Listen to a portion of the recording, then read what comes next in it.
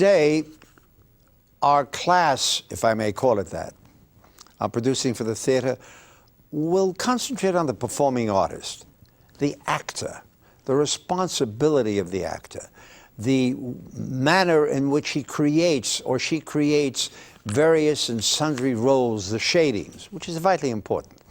And we are indeed pleased to have with us today one of the great performing artists of the entertainment world, a man who is a giant in the musical theater, Robert Goulet.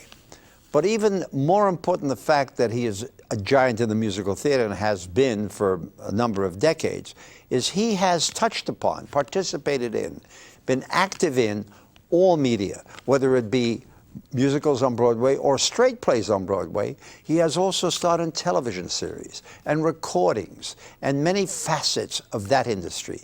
And we will talk to him about the differences that an actor, that a performer faces in that sphere. My name is Mike Merrick, and I'm a theater producer. And today we are continuing with our series of producing for the theater.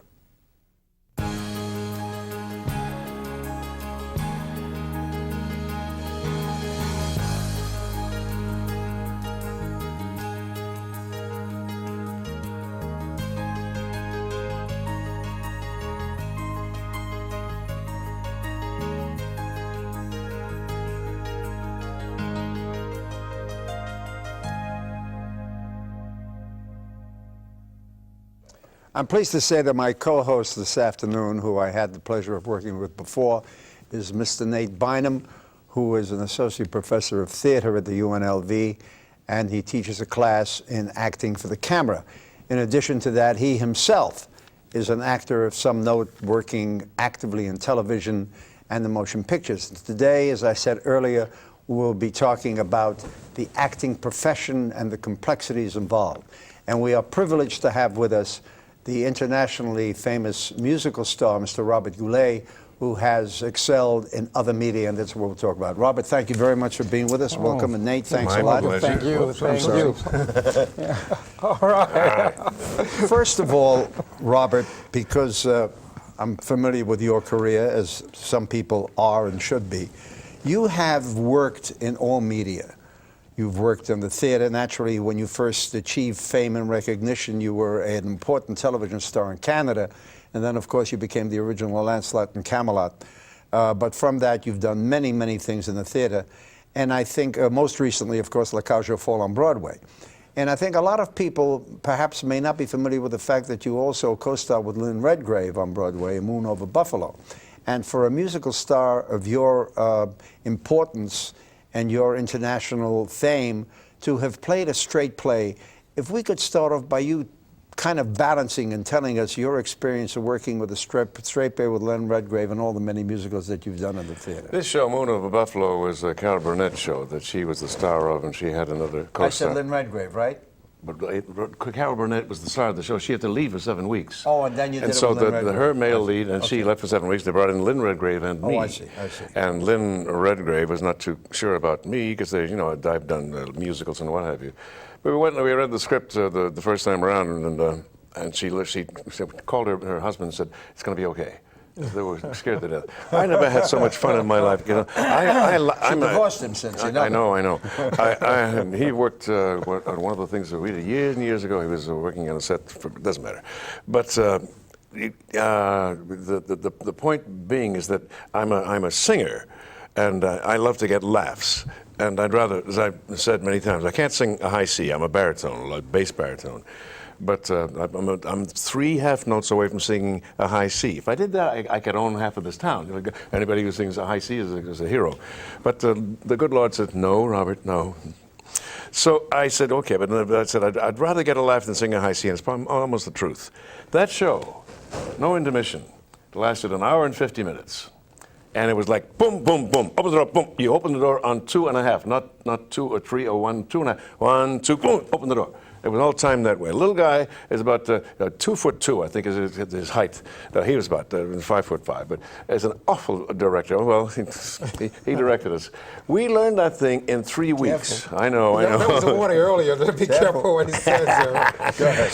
But we learned that thing in 3 weeks, just the two of us, and we worked great. He gave us every day these little the yellow sheets of the paper and write in small handwriting, 3 of those full with notes and directions, and we were going nuts trying to read all this stuff and learn the movements, because it's not easy to do. Well, he kept giving me that stuff, and I'm looking at it, and I'm getting a little teed off at this little beggar. And now we finally went through all of that stuff, and we're exhausted, and we opened up, and we got good reviews, and Ben Brandy gave a nice review. No singing and no intermission, just go. But laughs. I mean, I had such a good time. Well, after the opening night, now we're exhausted. We've been rehearsing all this time. He came in with 3 more big, long sheets. I took the sheets and I put them in, I said, you, out. I threw him out of my dressing room, and I was told that Carol had done that before to him as well. Oh, wow. But, you know, you were consistent, he was the big boss for all that time, because he was his director. And then we had a little party afterwards, and he came up and he stood beside everybody like he was sucking his thumb. He was smaller than he was before. And hello, he was so humble all of a sudden, but he was a monster in that room. Well, you made him feel at home. You treated him the same way that Carol did. No, that was only at the end. Get out of here! I'm beat up, for goodness sake. Leave me alone. Anyway. That was, but compared to doing Moon Over Buffalo, Lynn Redgrave, who was an accomplished straight actress, dramatic actress, who's done a lot of stage, a lot of motion pictures. What did you feel like initially, the first performance, because you knew that it wasn't a singing role, that it was a straight comedic role? Well, I knew that when I accepted to do it, but that it was. I'm talking about the reaction of the audience to you, etc. Well, they enjoyed us because we made them laugh, and that's all that matters. You know, we were honest with it. We were better than the 2 originals, including, you know, Lynn was 10 times better actress than Carol is. But Carol knows that as well. But Lynn came up to my dressing room. She had the big dressing room down below. I had the little room by the broom closet on the 2nd floor. And she knocked on my door and she said, Robert, does it bother you to know who's in the audience? And I said, well, used to it one time, but I don't think so now. She said, oh, good, because my sister's here. I said, oh, God. Vanessa, only one of the greatest actresses in the world. But you have no time to get nervous because you're going zippity-doo. You can't think. You just do it, you know. But you must like comedy. I mean, you do it well. I mean, we've heard some jokes before we started here, which we can't tell on camera. But I tell you, I did a Bob Newhart show, and I had never done Bob's show. I've been a friend of his, you know, just to say hello for many, many, many years. And there was a time we had to do some timing in something. And the kid on the show was, you know, full of himself, a young kid. And he didn't know who the hell I was. But it doesn't matter. You have to make a living. But at the end of the one run-through, he came up to me and said, you know, you got good timing. You should do more of this stuff. And I said to myself, okay, I'll think about it. Isn't it charming? Good timing. Good timing. That's all you need is good timing. You always had good timing. Always. Let me ask you about the singing, if I may, because you mentioned, I think you said 3 below high C in terms of 3 half tones. Yeah. But of course, your voice is beautiful. I mean, you're known for that rich baritone that you have. Thank you. At what point did you know that there was something special about your ability to sing and your ability to mesmerize audiences with your voice? I sang once for a family gathering. They gave me some applause and whistles and what have you. The first song I was saying was California, Here I Come. I'd seen the Jolson story. And I knew all the words, I knew all the movements and the actions, and I was like 6 years old, 5, 6, 7 years old.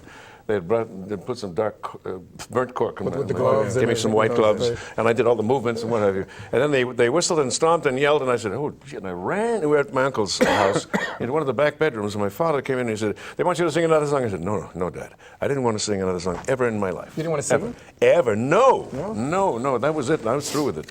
But the nuns one day, when I was 11 years old, took me by the hair and said, you're going to sing Saturday night at the church gathering. I said, no, I'm not. They said, yes, you are. You don't say no to a nun, they'll kill you. So I sang there's the English song, Christian song, called Lead Kindly Night, or Light, one of the two. And when I finished, I was scared to death. My father came down. He was dying. He'd been dying since I was born of Hodgkin's disease.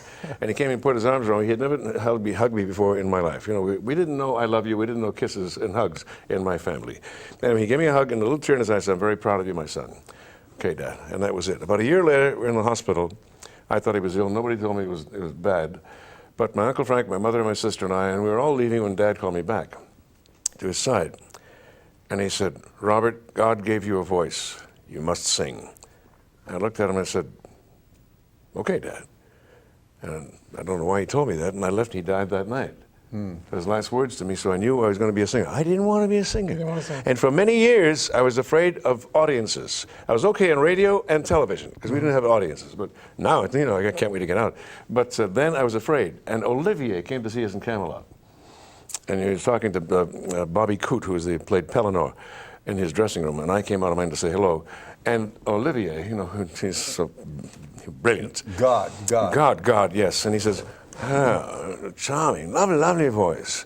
You know, we can't see enough of your eyes. Because I didn't want to look at the audience. They scared me. I swear to you, I didn't know what I was doing in this business. But I'd look at someone on the stage over there, and then when I had to look at over there, I'd go along here, let's check on the edge of I didn't want to see them. And I'd speak to someone over there. He said, I think he knew what my problem was, and he said, can you wiggle your ears? And I said, yes, sir, try that. You can't. Well, it just goes back a little bit. But so the next day was a matinee. And I said, okay, only because Olivier told me I wouldn't. I was scared to death. And I took a deep breath, said my line, and I looked out, and the little blue-haired ladies were looking over there at Richard, not at me at all. And I said, is that what I'm afraid of? That's amazing, because we have so many bad voices now who have no reluctance to sing. And I know. It frightens me that some of the people that get on the Letterman and Leno show late at night, and they're out there, and they're screaming, and then they get the microphone here, and you can't hear a word they're saying. Well, they don't know how to use a microphone. Well, they don't, but they're yelling and yelling and close. screaming, and the amps behind them are so loud you can't hear anything. It's only once in a while you hear somebody with a little class who'll just have a guitar and just that person singing, and you say, thank you. Thank you. I heard the voice, I heard the lyric, I knew what it means, and I liked the interpretation. But then it was okay. The rest of the stuff, I'd turn it off. So the comfort in acting came before the comfort in singing? Oh no, I always had comfort in after. After. When I moved to after my father died, we moved, that following year went to Edmonton, Alberta, and lived on my grandfather's farm. Edmonton is 400 miles north of the Montana border, and my grandfather's farm is 200 miles north of that. So in the wintertime, it gets colder. It gets dark at 3:30, and 9:45 the sun tries to come out. But in the summertime, it's the everlasting sun. It goes down a little bit at 11:30 and up again at 1 o'clock in the morning, and it stays on the horizon. But it's so beautiful up there. Any case, what I'm saying, my new chum Johnny Young said, we're going to go skating, putting water in the rink at the Macaulay Park, and I said, okay. He said, want to come with us? I said, I don't have any skates. And he's a Canadian. They skate when they're 2 years old. You don't have any skates? I said, no, I don't. I used my sister's skates 3 times. She was 4 years older. I put towels in the boots, and they never sharpened them. We used to go to the pond behind the Arlington Mills, push the snow away, and fall, but we'd laugh. We had a good time. And he said, I got some skates. We happen to be the same size. I went around the rink without falling, just by myself, over the right leg over the left. Didn't fall. I said, this is easy. I didn't know how to stop, so I crashed into the boards. And all these people, my new friends, were on the snow and looking down at me, laughing. I said, I thought I did well. I said, what's so funny? It's the way you skate. Okay. I said, Mom, is it time for me to take singing lessons? Yeah, because now you didn't want them to laugh at you, right? Because you knew you wanted to become a professional skater, I gather. Oh, and then you realized, hockey player. So I can get into and then you fights. said, yeah, that's right, because you're still getting fights. But nevertheless, you can tell we know each other for a while. I can tell. But nevertheless, what I admire about this guy, and you as an actor and a teacher would appreciate, is the fact that I have watched him work in all media for years, and he acclimates himself readily to what he may do. A lot of people may not know that early in his career, Goulet did a series, I think it was CBS, Blue Light? Yeah. Was it CBS? ABC. ABC, okay. Excuse me for the letters. Frightened Network. And nevertheless, you know, he played a role which was, I would say, the precursor of James Bond, you know, the sophisticated spy, etc. Now, where would you expect, I'm talking to you, Nate, you as a teacher and an actor, where would you expect a guy who has achieved prominence, stardom, accolades, not only from Camelot, but afterwards when he played the Persian Room of the Plaza, suddenly to become this figure of sophisticated espionage? I mean, your career, I know about your career because I've sort of followed it. And, you check my website. website. I want to tape, I see, yeah. Well, that, and also, I was telling you earlier, there were some of the songs I used to do that you perform, and a director told me, actually, you may not want to do that one. It's still fresh on everybody's mind from Goulet doing it. What song would that be? Remember I was trying to think of which show, yeah. But it was either for one of the ones from Camelot or... but one of the pieces, or many pieces that I try as a baritone, I thought I could do, and they told me no, not to do it. So it's an honor to meet you in that respect. But you've done a lot in television. You've done. You had your own special. I think there were 2 of them as well. Oh, I had many specials. I did 3 musical specials. I did Brigadoon, Kiss Me Kate, and Carousel. Right. That was my favorite, Carousel. And you did westerns as well. I know you did The Big Valley. You know, we were talking earlier about... I don't know if I did Big Valley. Yeah, right, and Heather Knight. But I did... I had my own specials. I had the Robert Goulet special. I had 3 of my own specials. The last one was the Bob Goulet special starring Robert Goulet. And that was in the early 60s. And then after that, slowly your career goes up here, then it goes like this, and then it just sort of leveled off down here somewhere. This is after having done on Broadway, having done stage, and then gone to film. So was the transition easy for you? For television? Yeah, to move from stage to television. Oh, hell no. In Canada, I did 3 years of a weekly network television show. I was a co-host for that. And it's a cinch, you know, that didn't bother me at all. No. And it's very easy, especially doing laugh-in and things like that. We had more laughs doing those shows. We just had a good time. But a lot of stage actors don't make the transition as easily as you seem to have done it. They're not as comfortable doing it. And they're not as successful stage doing actors, it. you're saying, because some stage actors still want to play Hamlet if you're going to get up on the stage, and some of them are just like hams, and they don't allow them to relax and be themselves. But there are some that are excellent at it. You know, dear Lord in heaven, yes. But you don't have a preference whether it's stage or television or film, as long as no. Film, I don't do that often, and so therefore I get a little tense on the first day. When we did the Heat of the Night it was Gary Crosby with me as well in that show, and he said, you know, because he didn't do it too often either. He said, first day I'm a little nervous, then next day I'm fine. And it's true. Olivier used to be nervous before every performance. Yes. Every performance he was nervous.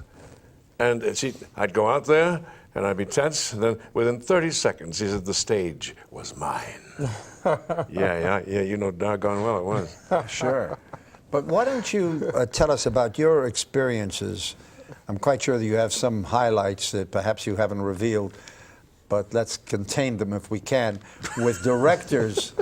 Well, you two know each other. Yeah, I know. With directors who have worked with you in musicals, the different kind of styles that they have, the different kind that appeals to you as a performing artist, and directors that have worked with you in television, and directors that have worked with you in perhaps in events or performances that were not necessarily musical. What do you prefer? What do you best recall?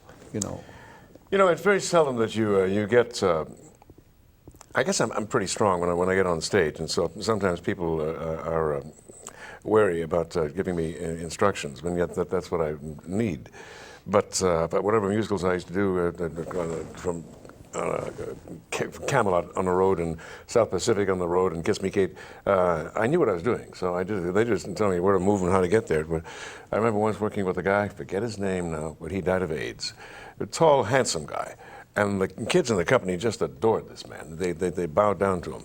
And was he a director? You mean? He wasn't. He was used to be a choreographer. Oh, and, Michael Bennett, not Michael Bennett. No. In any case, he was afraid of me, and yet he was the boss, you know. And I'm doing this thing, and at one point we're rehearsing a scene, you know, no singing in it, and I had a certain way of doing it. And he would look at me and said, he couldn't say anything, he turned to talk to somebody else, and I said, okay. So as I'm walking away, he said loud enough for me to hear, why is he so angry in this scene? And I didn't say anything to him, I just kept on walking, and I said, why am I so angry in this scene? Okay, let's do it another way. So I changed it completely that night on the stage. He saw it, but he never said a word to me. But I guess he Isn't said, that funny? yeah, I just changed it completely around. And the poor guy who was used to hear me going, what the heck? And I was like, what's the matter with you? And he went, what the hell, what went on? Are you a fan of television now? Do you watch television? Not that much. I get up in the morning and I read my papers. I read the local, and I read the USA Today and the New York Times, and then I watch the Today Show and the Good Morning America show. After that, I turn it off. I watch the Fox News with Shepard Smith at noon, and then it's off. And then I don't turn it on again until the news at 5:30 in the evening, and then I watch a few things at night that we like. You know. But do you think the industry has changed in the years since you've been working? Well, steadily in unfortunately, the Hollywood? stuff that we did, like when I talked to you earlier about things like Laugh-In, where people had a good time, and there were the shows where you get out and they sang a couple of songs. You know, Steve Lawrence and Edie going and go out and do things, and we all had a wonderful time doing it. That's gone, because in today's world, there are no more pop artists like we are or were. And the people who are pop artists now are rap artists and rockers with their hair coming out of their noses, you know, and whatever. The U2 is a glorious looking group compared to some of the stuff we see now, and so they can't put those on those shows. Those shows are not geared, because who are they? I mean, the kids know who they are, but the adults don't. So those shows have gone by the wayside, and it's a shame. What about the training? I run an Acting for the Camera program here. It's only one of its kind here in the country, where we're training actors to go from stage and learn how to work on television and film as well. How do you see the training taking place nowadays? Do you think people are going to Hollywood too early, or coming out properly trained, or a series of I wish I could have an answer for you, but I don't know anything about training. I don't know what's going on. You know more about that than I will ever know. But it's anybody who's got any talent. When you're doing something, you're singing a song, you have to be able to act. Right. You have to tell the story as you're singing the song. If you just go out there and sing notes, then you're a fool. You're a buffoon. But you're just a crooner then. Yeah, you well, know. there's some people that sit around today that are just, well, not too many in the rock and rap group that are crooners. Yeah, well, that's right. You're right. You're right. But because you can do that, I know I'm a good actor. I'm not a great actor. I never intended to be, but I can act. I can do certain things, and I don't mind that at all, doing it. And even if I have to play someone a little different than me, but do something in film. You cut down considerably. You know, instead of giving it full out for that second balcony up there, and mind you, we're all mic'd nowadays for Broadway, which is good, because instead of saying "I love you" to your lady, you say "I love you, darling," and they can hear it all, and that's great, I think. But you have to cut way back when you're on television or film, because even the eyebrow, a little, just a shade too much, is overacting. Right. You have to watch it. So watch these guys on these. What are they called? What? The things that you're bringing into the courtroom and something and. Oh, I forget what they're called. The CSI and Miami and those people, they don't. There's no expression at all. It's all you have to think about the expressions, what they're trying to think, and they say the words, and it's sometimes, and most of the time they're talking no louder than this. They're like automatons, you mean? But no, they're good, but there's some damn good acting. But they don't talk to you like this now. No. Which is a sort of a training method now, where actors are being taught pretty much to let the camera watch you think and do as little as possible. Well, that's what it is. That's what it is. So you can't do that on stage. Right. You've got to have a little more on stage. Right. But you got to. So your training would be what? I don't know your actor training, but I didn't have any training. So you came directly from the stage and onto film. I didn't have any training at all for stage either. I just did a lot of stage work in Canada, and the drama, and as well as musicals. But this is the kind of person we all envy. See, Yeah. This is the kind of person we all want to be, but most of us just can't. You can't do it as well as you do it. Oh, I see. But I never had any. I should have. I should have gone to the actors studio in New York. Maybe it's good you didn't. Yeah. That's my point. Yeah. Well, today I'd have a nice little 2-room flat somewhere in the village. That's right. Instead of a 1-room flat uptown. Right. I understand. But nevertheless, I think people watching us and students would be interested of how you came to be this. Well, phenomenon. It was basically because of your talent, but nevertheless, how you were discovered, I'll use that trite phrase, by Lerner and Loewe to play Lancelot in this great classic musical with somebody like Richard Burton. For a kid such as yourself, even though you had your own television show in Canada, to be selected by these two icons of the musical theater to play opposite someone like Richard Burton for a guy your age in your 20s must have been quite an experience and had an effect upon you in your later years. Oh, it sure did. It was of course, a great experience for me. As I said, I was doing a weekly television show there. In those days, 39 weeks. It wasn't the 20 weeks and that repeats. It was live 39 weeks. And we had a week off for something. And I said, I'm going to Bermuda. I'm going to play some golf. And everybody who knew me, and in those days I knew how to do these things. I had an answering machine. See? Now I have everybody do that for me. But I said on my answering machine, if anybody wants me, I'm at the Elbow Beach Hotel in Bermuda. Thank you. Then hung up. And let it go. Very now, good about it, yeah. Lerner and Lowe were auditioning, and Moss Hart were auditioning everybody in the row for the part of Lancelot. And they couldn't get it. They were about to go to England and try to find someone there. Don, oh gosh, I'll think of his last name, the Canadian actor. His agent, there was a Baum and Newberg. Bob Newborn. Newborn. Yeah, Abe Newborn and Marty Baum and Abe Newborn. Right. Well, they had an agent. One of them was handling Don. They called him up and he said, I can't sing, for God's sake. Call this guy Goulet in Canada. So they didn't know. They called the CBC in Toronto. CBC gave him my number, which you couldn't do today in a billion years. Right. The guy picked it up and he's got my number at the Elbow Beach Hotel. This was, I think it was a Saturday. Yeah, it was a Saturday, because I had to leave on Sunday to get back to Toronto. And he said, hi, Abe Newborn here. And I said, hello. Can you come to New York and audition for Lerner and Lowe for their new musical? And I said, no. Why not? Well, because I'm leaving tomorrow to go back to Toronto. I've got a straight play that I'm working with, and the director for that was Don Hudson. He used to do they're like the Wayne Schuster. Wayne Schuster was like the Wayne and Schuster Martin were and great. Lewis. Yeah, they were great Canadian comedians. Tough guy though. Yeah. You know, and I said, and I only have one day with him. The rest of the time I'm rehearsing with him and with the television show I'm doing, so I have no time at all. He said, well, look, see what you can do, and let me know. This is my number. And I called him. All right. When I got into town on Sunday, I called Don Hudson. And I said, Don, look, I know that you're going to say no, but I just have to tell you that they want me to come down to audition for Lerner and Lowe or something. And that's the only day I have with you. He says, go ahead and do it. You deserve the chance. And I said, but this is the only day I have for you, Don. And he's a tough guy. And he said, I want you to do it. I went.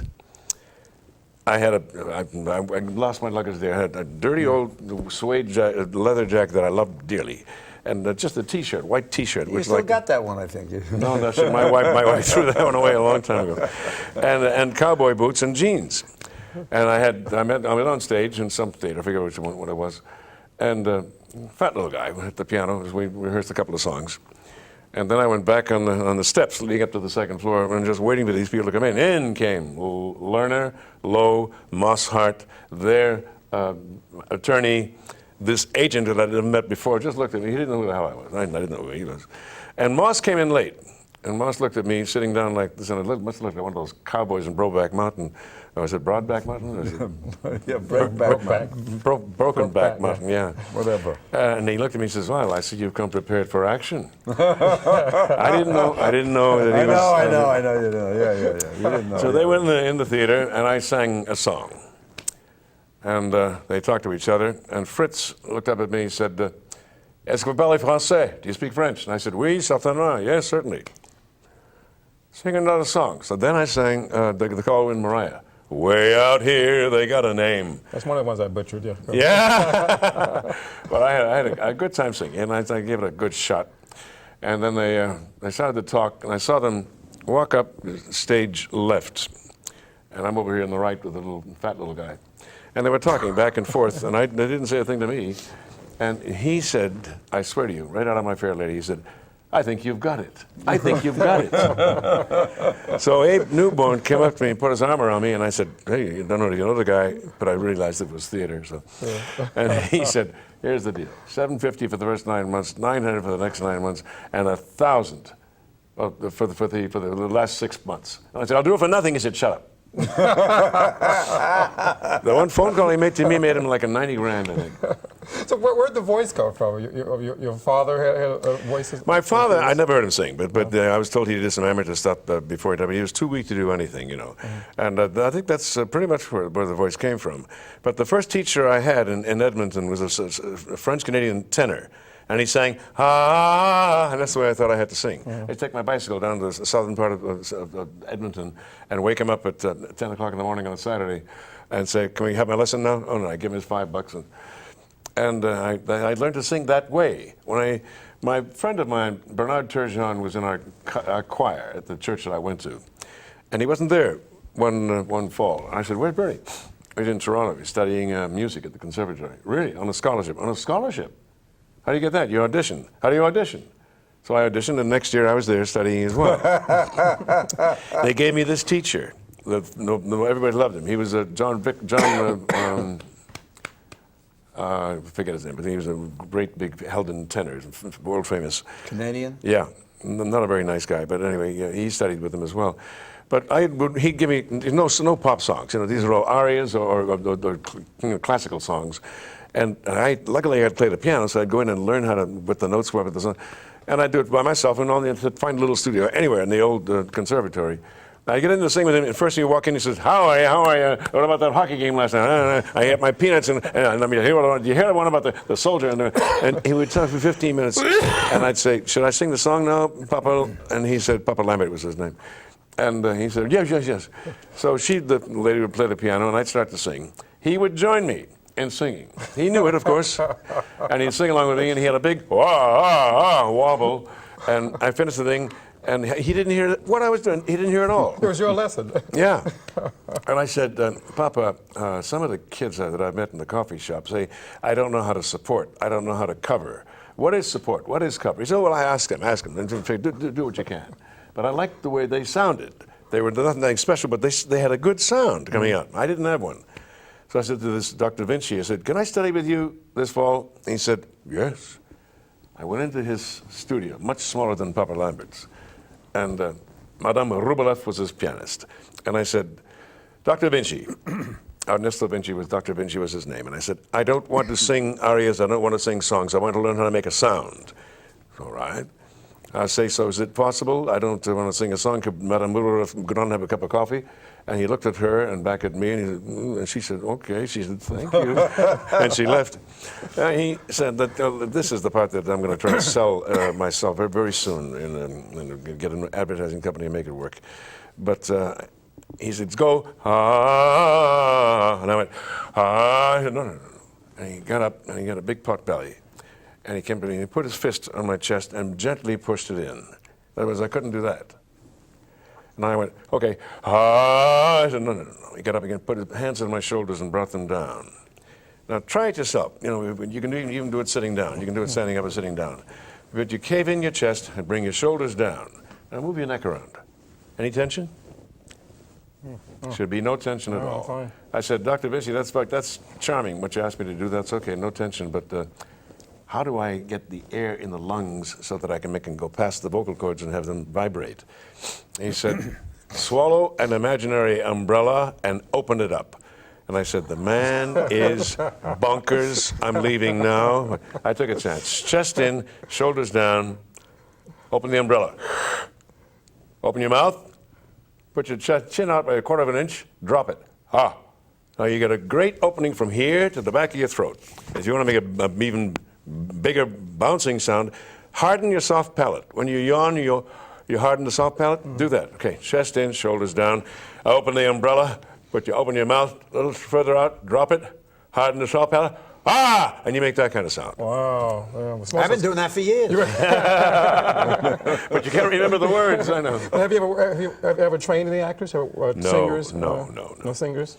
But I'm going to do this. I'm going to sell this to not for singers, but for the average Joe. Anybody from 13 to 93. It's going to be good for older folks because the older folks sit around and watch television and read, and they inhale they use 1/3 of their lung capacity. And that's why they talk like this. They have no energy. Well, why is it then? That's a very good point. Why is it that some older people do speak that way with sparse energy? Others have sort of a forceful, even when they're in their 70s or whatever, have a forceful, dynamic sound, and there are some people in their 60s who just can't, in their 40s, because they're sloths. They're sitting down, they don't do anything. If you give me 15 to 20 minutes in the morning and the same thing at night, when you do that, you have to take full breaths into your lungs. It'd be like walking around the block 10 times. and it'll be the best thing in the world for them. They'll learn to stand more erect. They'll have a stronger voice. Instead of talking, they'll talk like this, and they'll feel better about themselves. They'll have a smile on their faces, and they will be better for them physically, I think. You do that now regularly. I mean, you still do the breathe in. Oh, I do it all the time. Yeah. Yeah.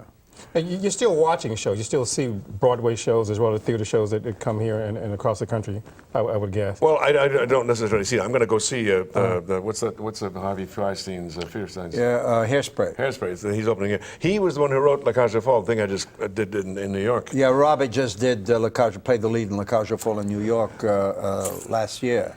I got the best reviews of my life. The New York critics. I tell you, I've never seen anything like it. I was afraid to walk down the street. It was just delightful. But that part I liked an awful lot. But I got to tell you, the director, Jerry Zaks. Oh, Jerry, you know Jerry. Had to go to London to work with Kevin Spacey at the Old Vic. He only had a day and a half for me to teach me little things. And at one point, I've worked with the stage managers. You know, and so, there's a chair here. That's going to be a step up of like 2 steps. You'll see it when you see the set. Well, I had 1 day of seeing the set, then I had to go out and do it on the. I know, it was terrifying. Right? Well, no, it's not terrifying because I don't mind. I like some of those things. You like to get yourself out of those. No, but until you get the movements done, you told me that. Oh, yeah. Oh, to ease into it. I mean, they rehearsed for 6 months. I had 2.5 weeks. But when I tell you that at the end of the thing, Gary Beach, who's the star of the show, he plays the transvestite. I'm just a plain homosexual. But gets one of the biggest laughs I've ever had in my life. Don't be that humble. There's only one other straight guy, and of course I'm a straight guy playing a gay guy. My son, who was gay, was playing a straight guy. So we're all mixed up. But. That's the biggest laugh I got. He says to my sons, "You want to marry into this family the 2 transvestite homosexuals?" And Gary Beach said, "1 transvestite," and I say, "1 plain homosexual." Got the biggest laugh, applause from the audience.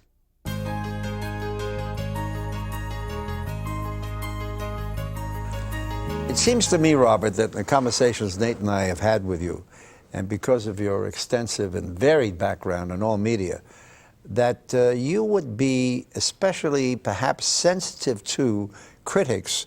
Some of them would say, well, Robert Goulet is a singer, and why is he undertaking this? And others would say, well, he's a recording artist, why is he appearing live? And still others would say, you know, things of that nature. Consequently, I would think, Nate, tell me if I'm wrong, that some critics who look for an excuse, of course, would say Robert Goulet, the big singer, is trying to be an actor. Have you ever had experiences of that nature with critics? Well, yeah, I sometimes try to ignore. Some people go out of their way to cut you down. They don't even know who you are, but they don't like you from the beginning and so forth. You're not going to get a good review out of them, no matter what. I mean, my wife and I have seen different shows, and then you see the critic, and one person would like it, the other person thinks it's awful. No, but that's what happens to anybody. And you read your reviews? You generally read your reviews? I try not to, but if it's anything that is constructive criticism, I like a lot. Sure. But sometimes they cut you down because they want to, and they're just nasty. Yeah. And so that part is. They're looking to make a reputation for themselves. They're thinking about themselves. They don't give a good gosh darn about the performer or about the play or about the people who put money up for this show. There's no, who cares? It's gone down the drain. I mean, I've seen some awful reviews when they just knock these people, and the people, nobody goes out on the stage to say, I'm going to be bad tonight. Yeah. They try to do their best no matter what they're doing. That's funny. You're right. Was that a concern of yours when you were crossing over from one medium to another, that the critics may have their own feelings about it? No, because I was concerned about what I was doing, and it's a little nerve-wracking when you haven't done it before. Right. And when you talk about going into Camelot, I was a kid brought up in Massachusetts. And I lived in Western Canada and in Toronto, and I didn't know how to say, if ever I would leave you, it wouldn't be in summer. That's I want to say, summer. That's another one I butchered, by the way. Well, you would say, oh, I see, really. You would be that. You would say summer. Well, Sammy Davis, I listened to him when he plays some of his records, and he has that summertime, and the will be a vowel. Right. And I don't think it is. But it took me, no one taught me this. I had to do it by myself. Never would I leave, never, instead of never, because I have to be trying to, with these, Richard Burton, Julie Andrews, Roddy McDowell, they're... Of course. And so I had to learn that way very, very quickly. That's when you're going from performing in Canada to performing in the States. Well, I'd never done that kind of a role, Right. but so it was rather intriguing. You mentioned Abe Newborn before, who I knew rather well, who I thought was a very, very good agent, especially with actors. How influential do you think he was in making you, not making you, but influencing you, let's say, and convincing you and presenting you to Lerner and Loewe to do Lancelot and Camelot, which started. Well, I told you the story. I was playing golf and no, but I'm talking about how was he behind the scenes? I never talked to him at all. That's what I said. You never talked to him at all. The phone call, and then that day when I sang it? and I never saw him again. That was it. That's why I said he made 90 grand for that one phone call. But he knew about you, didn't he? I don't know if he did or not. No, I don't think so. Because in Canada, he didn't know about me. No. But the point is, I didn't. I was doing the show, and he was not my agent. I was with MCA at the time. Oh, I see. Maynard Morris of MCA. Maynard Morris, of course. I know the name. I'm old enough to remember.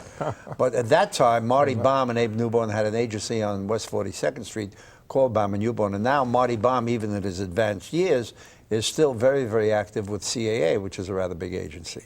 And Abe, unfortunately, passed away. But let me tell you, in keeping with that, or let me ask you, with people who are, to use a vulgar terminology, I can't tolerate it, I'm sure you can't either, that many people refer to handlers, handlers for politicians, handlers for stars, etc., agents, publicists.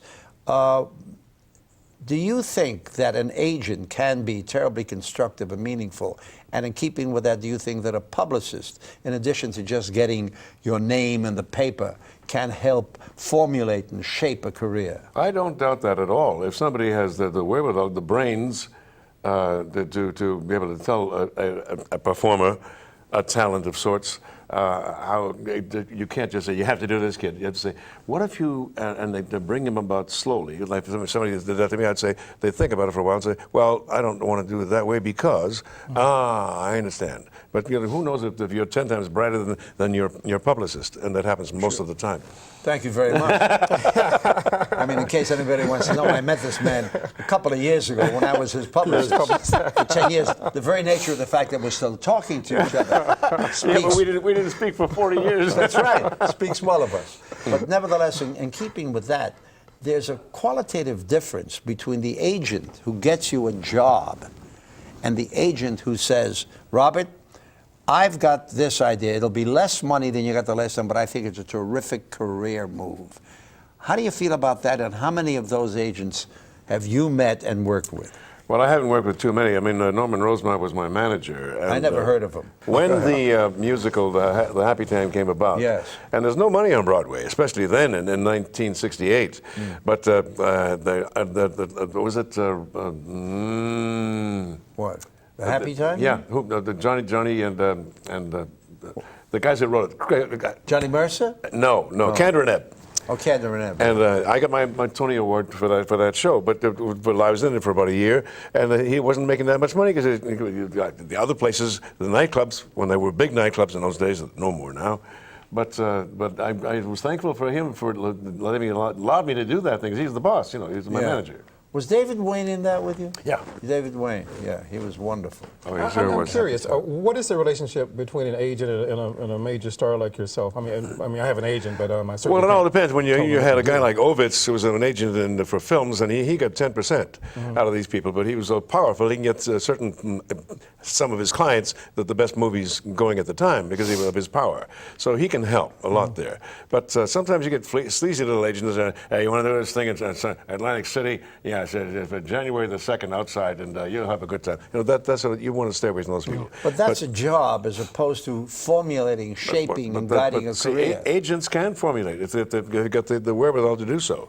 But managers are supposed to be doing that rather than agents. That's why managers came to the fore, because most agents were just interested, hey, I got a job for you, it'll pay you so. If they give you the gig, that's it, they want the 10%. That's right, as opposed to a manager who is supposed to guide, blueprint a career. Steer. So they say, that's right. So they say, well, we're doing this now because I think a year or two from now, I think one of the best examples is when Sean Connery, after he stopped doing Bond, his career went into a bit of an eclipse.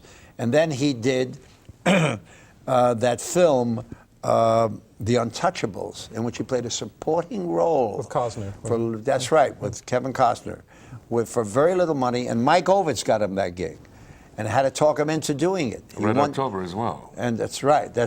But this one won him the Oscar for Best Supporting, and his career took off in a totally different direction. That's why guidance, would you say, as an artist? Oh, yeah. And so a lot of times luck is concerned. Well, yeah. And you have to have talent. And then, of course, I love the way Sean impersonates the English and the French with his, I don't know, pushy. Very good. Yeah, sure. I think it's good for students to know, though, because most of them think that once they get an agent, their job is done. That's what they should be striving for. No. You have to keep growing and growing and growing. Every time you get on that stage, you learn something. I mean, you can't just have my agent say, I can work. That's malarkey. Right.